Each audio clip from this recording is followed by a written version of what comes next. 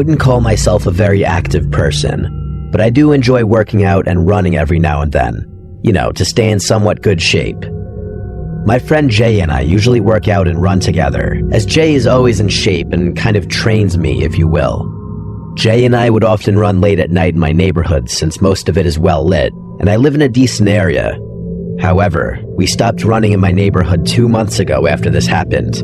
The way my neighborhood is laid out is that there's a main road that connects to separate roads branching off, but ultimately they all connect back to the main road, which leads to a dirt path extending into local farms and larger properties. This is important to understand the situation Jay and I were in. One night, we decided to run from my house onto a path that goes through the woods to one of the roads that branches off from the main road in my neighborhood. We planned to use that road to reconnect to the main road, then continue running to the dirt path before heading back to my house using the main road. I know it sounds confusing, but we took this unusual route to maximize the miles we could run, as our usual path, just running on the main road and back, was getting too easy for us.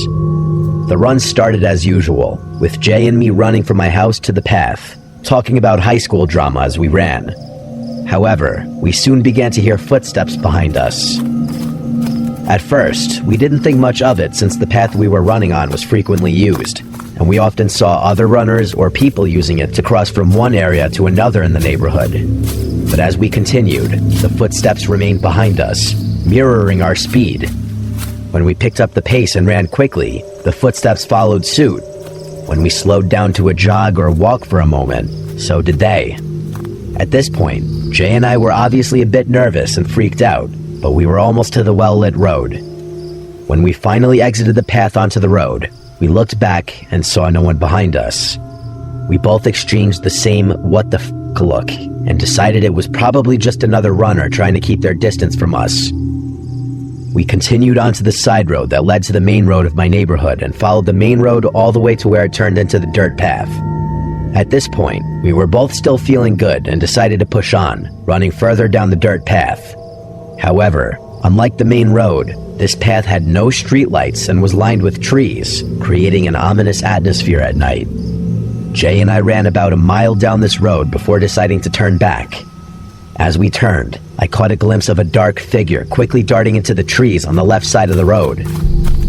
This immediately reminded me of the footsteps from earlier, and I began to feel noticeably uneasy. I told Jay that I had seen a figure jump into the trees along the path that we needed to take back. He dismissed it, saying I was just being paranoid and seeing things because of how far we'd run. I almost believed him and started doubting myself, so we began making our way back to my house. We ran past the spot where I had seen the figure with no issues, but just as we were about to reach the main road again, we heard rustling about 20 feet behind us in the trees. We turned around and saw a figure standing in the middle of the dirt road. The figure was facing away from us and was dressed in a black hoodie, along with very ripped and dirty khaki pants and black shoes. At this moment, I was more scared than I had ever been in my life.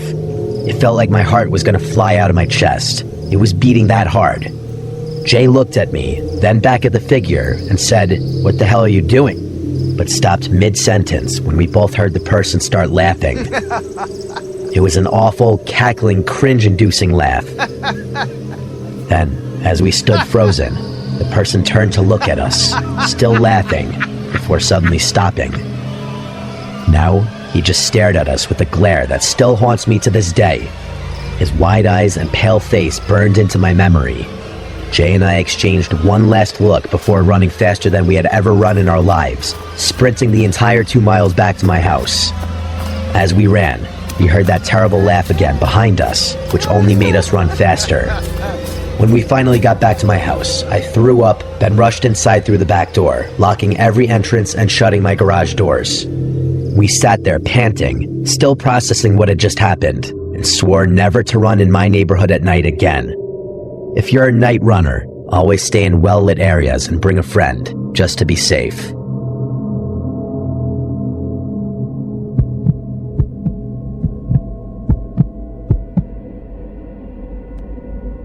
As a high school junior, I ran cross-country and track, and I loved running alone.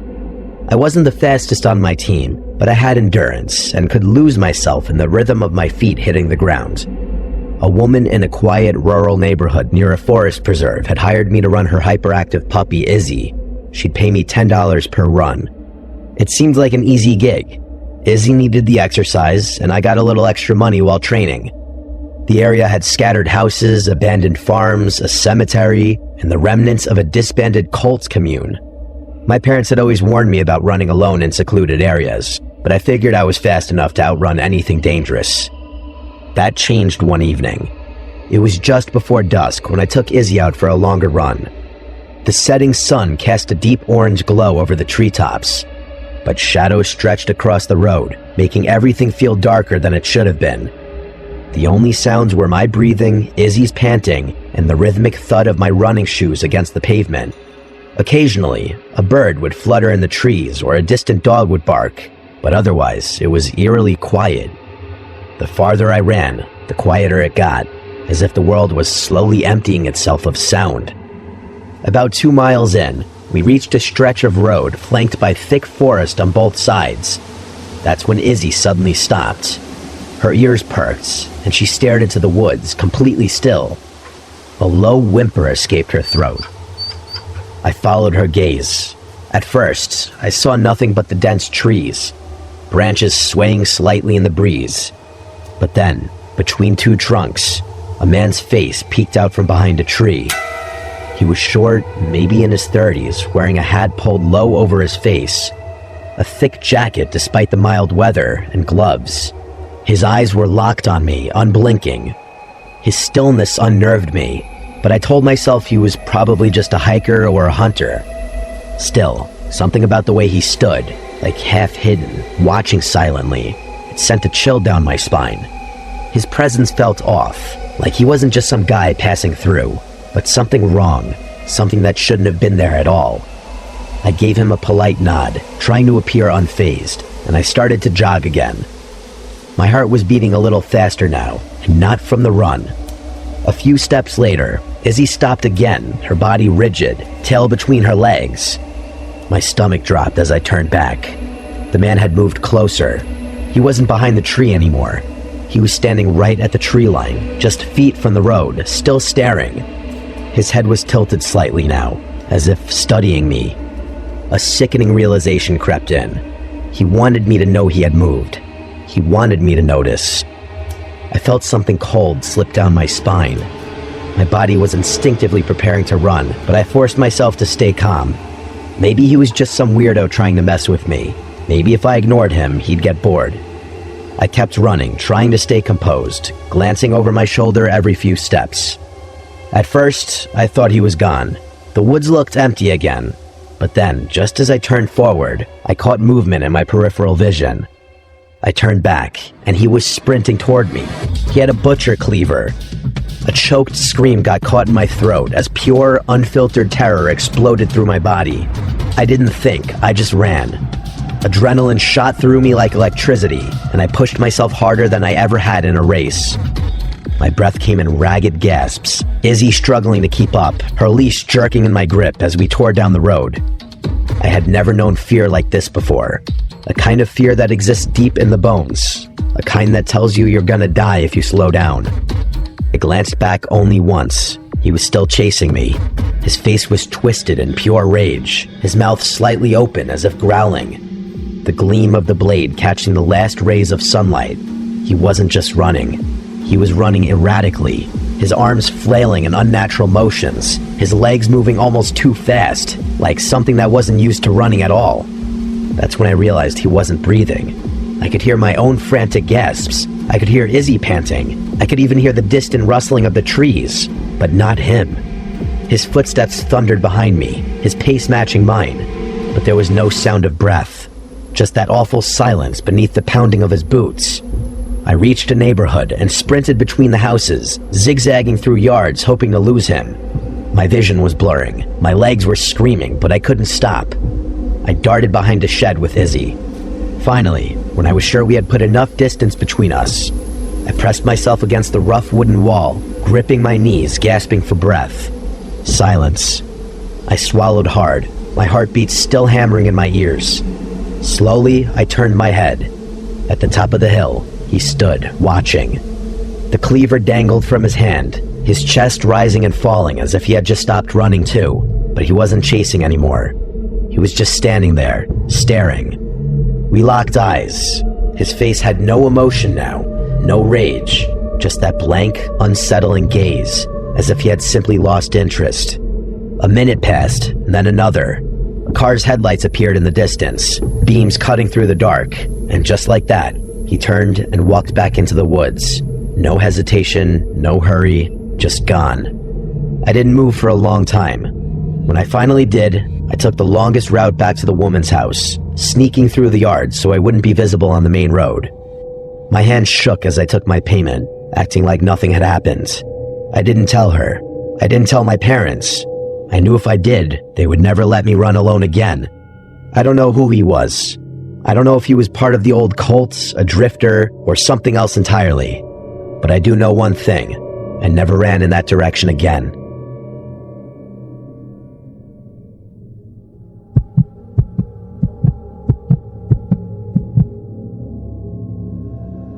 This is a story spanning nearly 7 years, so I will try to be as straightforward and to the point as possible. I live in a suburban neighborhood surrounded by rural countryside. There's nothing but open fields and winding country roads around it, and it's practically impossible to get anywhere without a car. It is a very beautiful place, but very secluded. As a result, I often feel confined here, which has only gotten worse during quarantine. The first time I remember seeing something suspicious was when I was 9 years old. My little brother and I, who was 7 at the time, were taking our dogs down towards the front of our street, near the main road. We were casually talking and not paying much attention to what we were doing. Suddenly, we heard somebody call to us, "Hey, come here." A big, white SUV was parked at the start of our street, and a man was sticking his hand out the window, motioning for us to come over. I remember distinctly that it was a tall white guy with curly blonde hair. My little brother started to walk his way, but I stopped him. I'm a very paranoid person, and I'd heard all the horror stories about kids being lured into vans, never to be seen again. I led us off in the other direction, back to our house, while also keeping an eye on the guy in the car. When he saw that we were leaving, he turned his car around and drove off. Upon arriving home, I told my mom about it, but she dismissed it, saying he was probably just going to ask us for directions or something like that. It scared me a little at the time, but I didn't think much of it until now. A year later, during Halloween of 2014, another incident happened. A black sedan was apparently following trick-or-treaters down the street. When a parent approached it, it tried to run them over before driving away and out of sight. To make matters worse, the license plates appeared to have been taken off. I didn't see any of this myself, but some of the adults in the neighborhood had made a big stink about it, and I was given yet another "don't talk to strangers" lecture.